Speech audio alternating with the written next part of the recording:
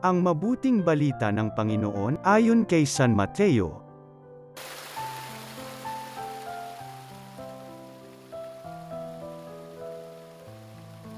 Noong panahong iyon, dumating si Jesus sa lupain ng Cesarea ng Filipos. Tinanong niya ang kanyang mga alagad, "Sino raw ang anak ng tao, ayon sa mga tao?" At sumagot sila, "Ang sabi po ng ilan ay si Juan Bautista kayo. Sabi naman ng iba, si Elias kayo. At may nagsasabi pang si Jeremias kayo o isa sa mga propeta. Kayo naman, ano ang sabi ninyo? Sino ako?" Tanong niya sa kanila. Sumagot si Simon Pedro, "Kayo po ang Kristo, ang anak ng Diyos na buhay."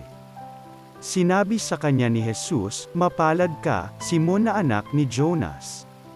Sapagkat ang katotohanan ito'y hindi inihayag sa iyo ng sinumang tao kundi ng aking amang nasa langit. At sinasabi ko naman sa iyo, ikaw ay Pedro, at sa ibabaw ng batong ito ay itatayo ko ang aking simbahan, at hindi makapananaig sa kanya kahit ang kapangyarihan ng kamatayan. Ibibigay ko sa iyo ang mga susi ng kaharian ng langit. Ang ipagbabawal mo sa lupa ay ipagbabawal sa langit, at ang ipahintulot mo sa lupa ay ipahihintulot sa langit." Ang mabuting balita ng Panginoon.